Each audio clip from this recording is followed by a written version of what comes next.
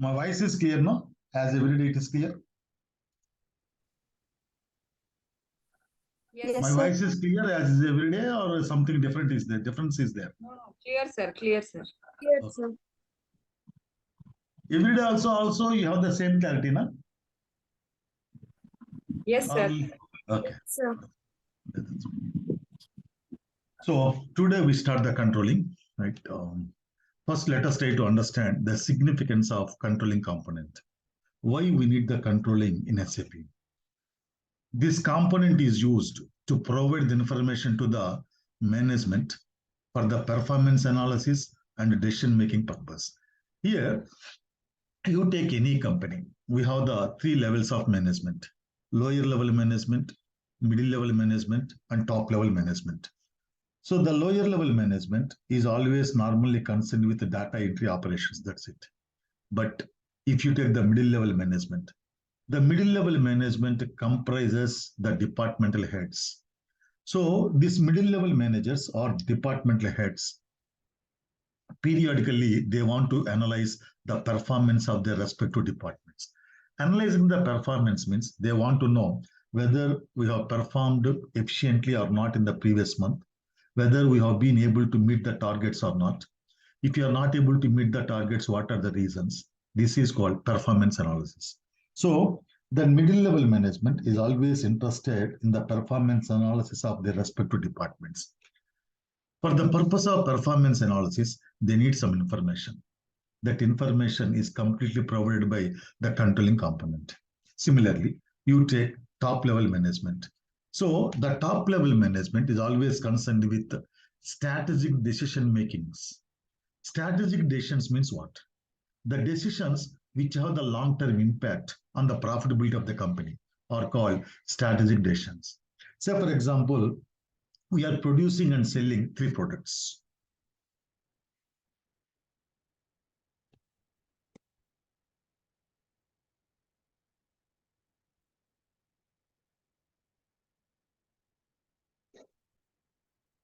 So we are producing and selling three products. Product A, product B, product C. Now, this year, the management wants to introduce some additional capital. They are going for some additional capital issue, shares issue. Now, the management wants to know in which product they have to use the additional share capital, in which product they have to invest the additional share capital. For that, they need some information. Like what? First of all, they have to look into the demand for the product. For which product we have the demand? Management thinks that it is having the equal demand for every product. Just a second.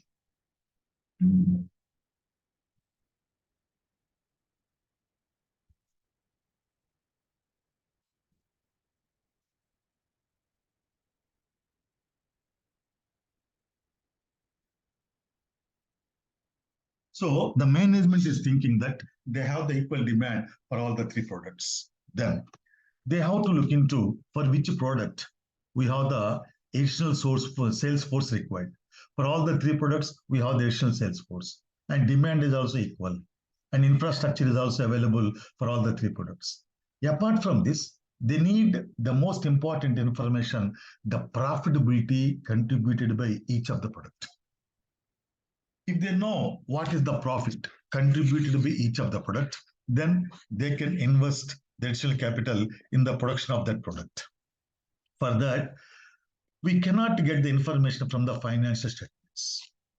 The management wants to know what is the profit from the product A, from the product B, from the product C. For that, we cannot depend upon the P&L account because the P&L account does not bifurcate the profit according to products. Why? It's not a legal requirement. So in any country law, there isn't any requirement to bifurcate the profits according to products in the profit and loss account. So we cannot depend upon the profit and loss account for this purpose. For this purpose, completely we have to depend upon the controlling component. So in the controlling component, we have one module, profit center accounting. So using the profit center accounting, right, we can analyze the profits according to products. We can ascertain the profits according to products or product groups or any other criteria required by the management.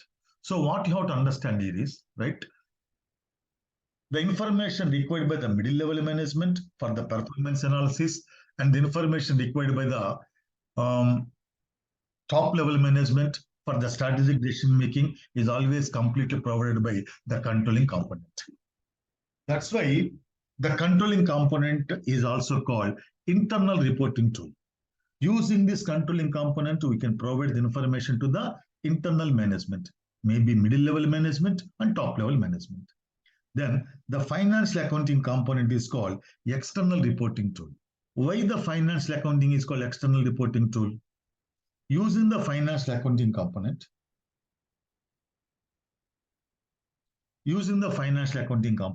we can prepare the financial statements according to the legal requirements of the country in which you are doing the business. And these financial statements are to be submitted to many external legal agencies like Stock Exchange Commission, Company Law Board, Income Tax Department, GST Department, right? Then banks, if you have taken any working capital loan or term loans from the banks, we have to submit the financial statements to the bank and so on. These are all external to our company. That's why this tool is always called, financial accounting tool is always called the external reporting tool. Then this controlling component is always concerned with analysis of expenses and revenues, right? Do one thing, write one point here. Note. The financial accounting, the controlling component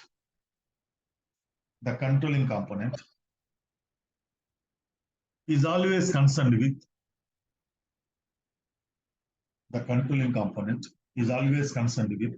analysis of expenses and revenues. Within brackets, that is profit loss account items. That is the profit loss account items. So here, why the controlling component is always concerned with analysis of expense and revenues. Here, we don't have anything to do with the balanced accounts. In controlling, except in profit center accounting, we don't have anything to do with the balanced accounts. Why this is always concerned with analysis of expense and revenues? See, the resources of any company are always very much limited. Every company will do the business with the limited resources. So with the limited resources, always they want to maximize the profits. Right? So in order to maximize the profits, what are the alternatives? What are the alternatives that are available to the companies? So if you want to increase the profits, we have to reduce the expenditure. So we have to analyze the expenditure where it is possible to reduce the expenditure. Similarly, right, to increase the profits, you can increase the revenues. So again, we have to analyze the revenues where it is possible to increase the revenues. So we can increase the profits either by reducing the expenditures or by increasing the revenues or by both. That's why always we try to analyze the expenditure to find the ways where it is possible to reduce the expenditure, and also we want to analyze the revenues to find the ways whereby it is possible to improve the revenues. That's why this controlling component is always concerned with analysis of expenses and revenues. Right? Just a minute.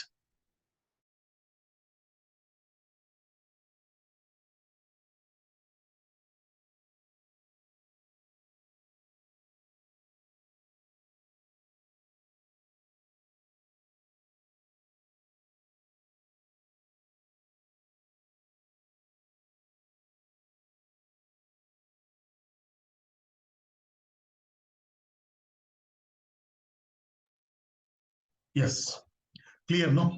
Now, here the controlling component is always concerned with analysis of expenses and revenues. Now, where these expenses and revenues are available, Where means in which module of SAP this expenses and revenue information is available? In the general ledger accounting of financial accounting. Right? See, data flow into controlling. So in the financial accounting, right, we have one module, general ledger accounting, right? So with this general ledger account, general ledger is called main ledger, right? Then all the other modules of SAP are integrated with the general ledger. MM is integrated, SD is integrated, PPC, production planning and control, HR, plant maintenance, right? Then asset accounting. Not only these modules, all the other modules of SAP are integrated with the general ledger accounting. And each module is used to process the business transactions in every department. So in every department, every day, some expenses are incurred and some revenues are derived. Whenever the expenses are incurred and whenever the revenues are derived, they are entered by the respective end users in the respective departments. Through the process of integration, right, all the expenses and revenue information is available in the form of general ledger accounting, in the form of GL accounts. So from the general ledger accounting, the information is transferred to controlling component. That's why even if you look at the FI, right, at the beginning of the general ledger accounting, see, from the general ledger accounting, right, information is transferred to controlling component, CO, right? So this is called data flow. Then we have to understand one more concept, controlling object. So what is controlling object? It is the entity for which information is maintained in control. See, it is the entity for which the information is maintained in controlling. Means, if you remember, in the financial accounting, right, we have posted the GL account, we have posted the business transactions with reference to GL account only, right? Then in accounts payable, we have processed purchase invoices, payments, purchase returns, etc., with reference to vendor master record. Similarly, in account receivable, we have processed all the business transactions with reference to customer master record, right? Similarly, in asset accounting, we have processed all the business transactions with reference to asset master records. Like that, in controlling also, right, there should be something with reference to which we should maintain the information. So here, in controlling, remember, information means always expenses and revenues. So in controlling also, there should be something with reference to which we can maintain the information, we can process the information, we can analyze the information, right? Maintain, process, and analyze. These are the three important keywords in the controlling. Maintain information, process information, and analyze information. So information always represents expenses and revenues only in controlling. Then the system maintains the information for each controlling object through primary cost element and secondary cost element. So what is primary cost element and secondary cost element? We will discuss in the cost element accounting module. Then the controlling objects were system defined. The controlling objects are predefined in the system. And we cannot define our own controlling objects. We can use one or more of the controlling objects for maintaining the information according to the client requirements. The following are the controlling objects defined in the system. Say, for example, cost center is called one controlling object. Cost center is called one controlling object. So with reference to cost center, the information is maintained in cost center accounting. This is one module in control. In the cost center accounting, the information is maintained with reference to cost center. Cost center is called one controlling object. Similarly, internal order is a controlling object.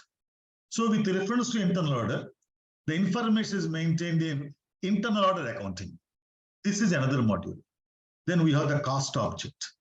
For the cost object is also a controlling object. So for the cost object, we maintain the information in product costing. Then profit center is a controlling object.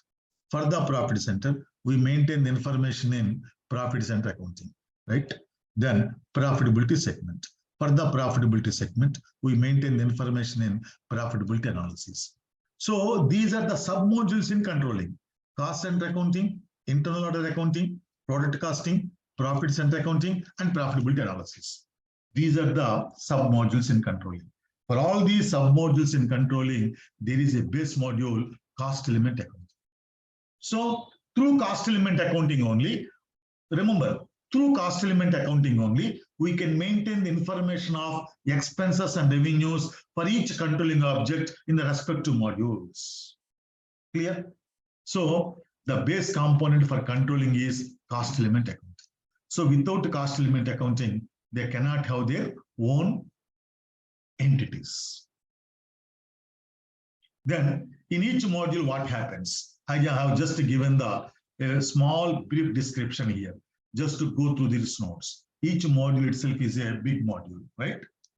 So just to go, you also cannot understand anything here, but just for the notes purpose, I have given what exactly we do in each of the sub-modules.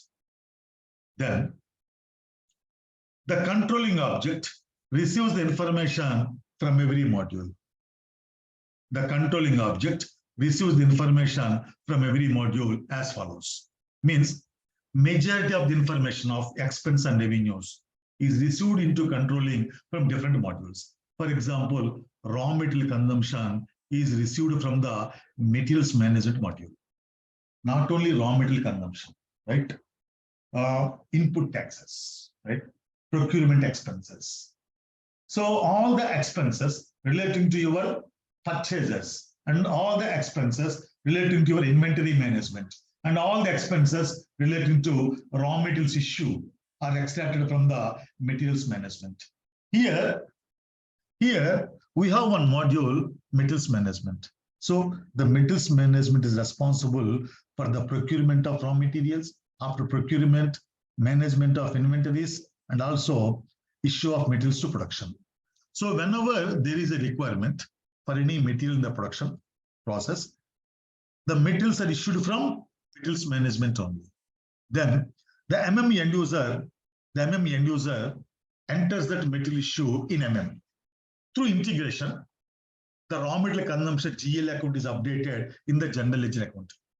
So from the general ledger accounting, the information is transferred to controlling. Means the raw material consumption expenditure is basically happening in which module? Materials management.